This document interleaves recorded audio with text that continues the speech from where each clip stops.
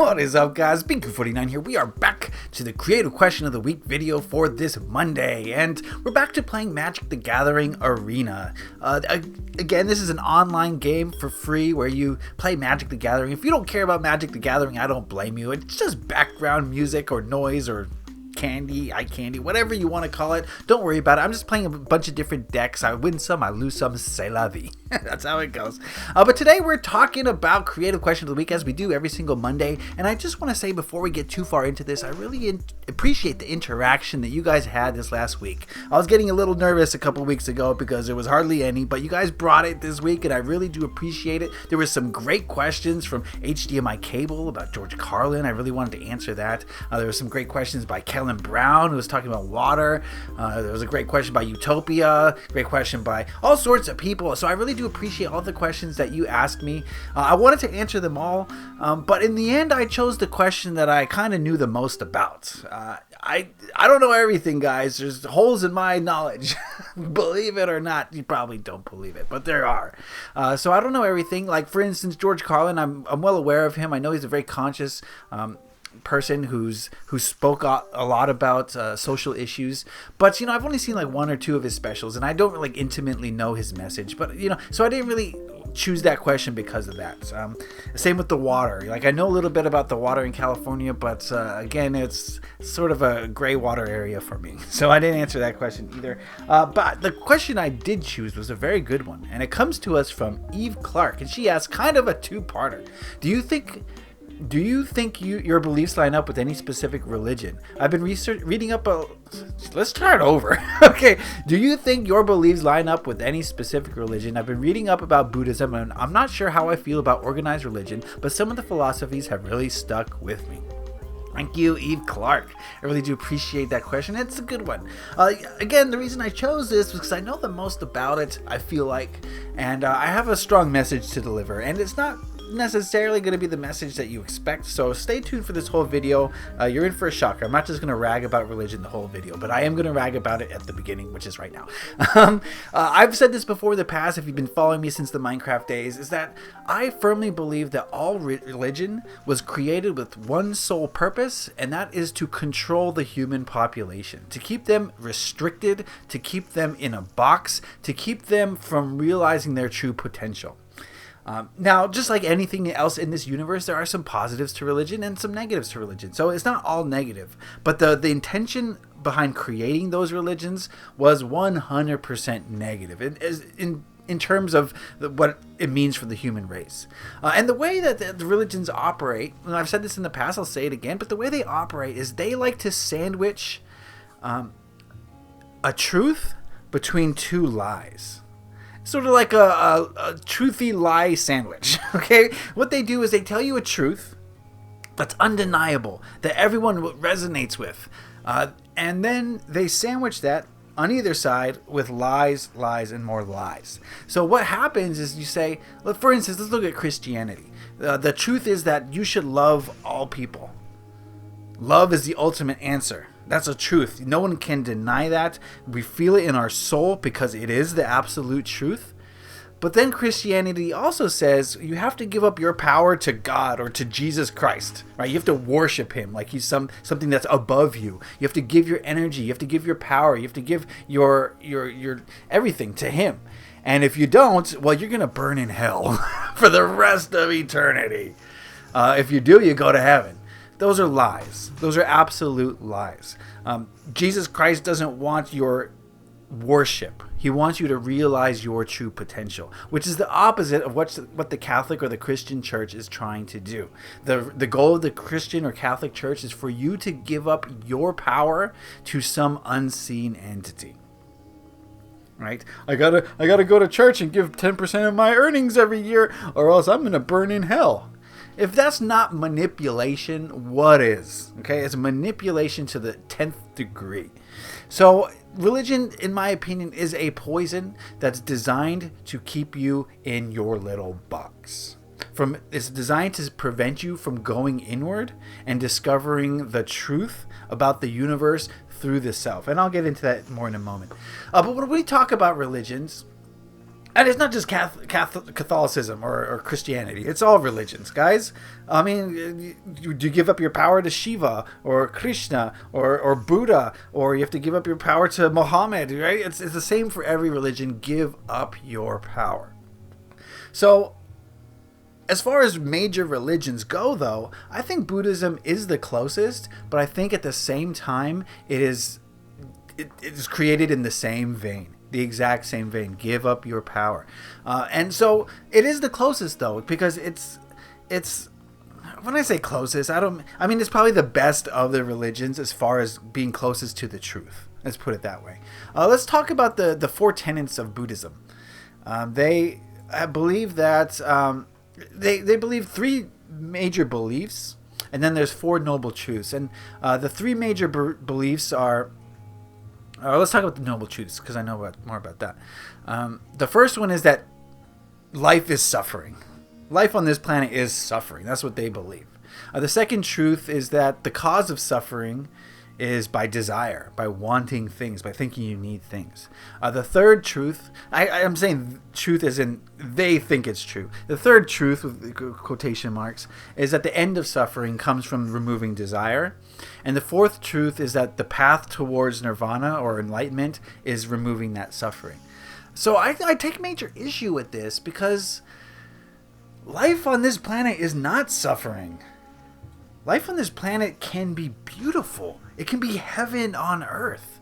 It can be full of love and laughter and accomplishment and success and unity and prosperity. That's what life on this planet can be, and it is for a lot of people. But Buddhism would have you believe that that is not possible.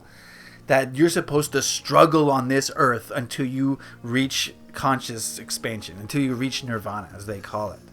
And that couldn't be further from the truth.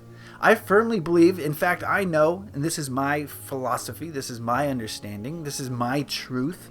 I firmly believe and know that this life is exactly what you create. It's what you make it. So if you choose to believe that all life is suffering, then all life will be suffering. It's funny how that works out. And I'm going to talk about this more in later in the video, but I just want to get through Buddhism at this point. Did I say Buddhism? I want to get through Buddhism at this point. So while yes, the path to nirvana is removing desire, is removing the want and the need. That's absolutely true in my opinion. That's one of the truths that's been sandwiched between lies. Is that, yes, you have to realize that you are perfect, you are whole right now in this instant without needing anything. And it's coming to that realization right there that is going to get you closer to conscious expansion, to nirvana. But the way that Buddhism does it is it makes you fear or hate this life because it's all suffering, right? Having the desire to whatever, have a fancy car, that can be negative, sure, but it can also be the most positive thing. It's entirely what you make it. Which brings me to my beliefs and why I believe that all religion is poison, why I believe that it's holding the human race back. Is because the actual truth is that everything that you need is within you, is inside of you. I believe that we are all aspects of one thing. I believe that all of the universe is one thing that's different aspects of the one. So to say that Jesus Christ is above you is a lie. It's wrong. Jesus or Muhammad or whatever you want to, Krishna, Buddha, whoever you want to believe is your equal. Because they too are a different aspect of the one. I call it source. Some people call it the great central sun. You know, there's a lot of names for what this one, the origin of this one thing is. Science may call it the Big Bang. But I believe that we're all, the Big Bang was the start of consciousness. And it expands, and it's constantly expanding, and we're a part of that expansion. As you learn and grow and learn about the world and the universe around you, and as you learn about yourself, you are expanding, and which is what the universe is also doing. So you are contributing to the expansion of the universe just by living your life here on this planet. That's what I believe. That's what I know. So to say that, any religion, pick one, almost every single one of them will hide this from you. Like, let's just take Catholicism or Catholic religion, for example. In order to speak to God, you have to go through the priest. The priest will speak to God for you, right? But what if you are God? Why do you need a go-between? Why do you need someone else to help you speak with yourself? You don't. This is why I've been talking about meditation on and on and on. If you could only understand how powerful you are just by going inward, your entire life would change dramatically. You would realize certain truths instantly. You would become more in tune with the universe simply by going inward. And again, the only way I know how to do that is meditation. I'm sure there's many ways. The Buddhists have their own way, and it's by getting rid of all possessions and sitting on top of a mountain and meditating for 16 hours a day. That's the way the Buddhists want to do it. That's fine. That's cool. That is one way to nirvana, to enlightenment. But it's not the only way. And my way is not the only way.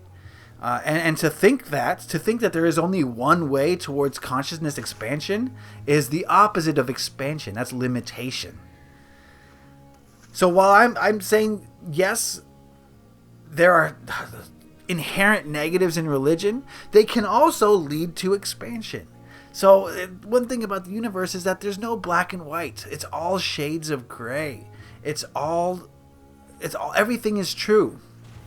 Everything is true. Which brings me to my next point here is one thing I've learned from going inward, one thing I've learned from discovering that everything is God, is an aspect of God. I use the word God in the non-religious sense. Not when you hear the word God, you think of something that's better than you, that's over you. When I say the word God, I'm thinking of me and everything all together. That is God. Everything is God. So you are God. I am God. That chair is God. Because we're all different aspects of the one consciousness having different experiences so we can learn about ourselves. That's what life is. That's what reality is to me. And so one thing I've learned from this is that we are incredibly powerful as humans. We have logical capabilities that are, very impressive. We can go to the moon, we can solve problems. We're very logically based, but we're also very emotion based and we're very heart based, and we have complex emotions. And these two help us to be very potentially in tune with that God aspect of ourself. And so as a result, I firmly believe that every single one of us is creating the reality that we experience as we experience it. We are all manifesting. We're all creating our realities. And what this means is that whatever you believe about anything is true because you've created that belief. Let me say that again.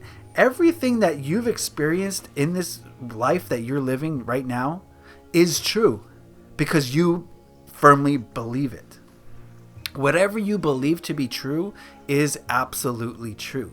So I've been getting a lot of comments from Utopia. I don't know if you've been watching the comment section, but he's one of the viewers of this channel. And he's always taking an opposing stance to what I'm saying. And it's very hard for me to argue with him because he's absolutely right. If he believes that... I don't know what you believe, Utopia, if you're watching this, but if you believe a certain thing, you're right. That certain thing is true because you believe it. You've created your reality. The reality you've created has made that true for you. It's all based on your perspective. For example, if you believe that Trump has power over you, then you are absolutely correct. Right? You will see his actions as having power over you, and you will live your life accordingly. If you don't even care who Trump is, guess what? He has no power over you because you're living in a different reality. It's all perspective. There's not one truth. Everything is right and everything is wrong at the same time. That's one of the things that many people can't understand about this reality we live in, is that all things are valid. All things are true. We live in a world of, or not a world, but a universe of dichotomy, of paradox, where two opposing ideas can be true at the same time. And that's a very difficult thing for the human mind to wrap around. That's impossible for religion to understand. They see their viewpoint as the only viewpoint, which is the absolute exact opposite of what a religion is trying to do. It's trying to expand, but it's trying to give you limiting beliefs, right? It's all a facade. Religion is trying to say, oh, if you follow our religion, you will have expansion. Right? But you got to follow these limiting beliefs. You have to believe that what we say is the gospel, is the truth, and anything that contradicts it is wrong. That is causing you to go in the opposite direction of what this religion is purporting to be doing. Are you with me here? I always say this. I will always say this. Religion puts you on the right path, but in the wrong direction. Right? Imagine asking directions to some guy. You want to get to Target, okay? And he says, yes, you got to go on Sunset Boulevard that way, right? And religion's saying, okay, Sunset Boulevard, that's a good idea, but let's go the other way. You're never going to get to Target. Even though you're on the right street, you will never get to Target.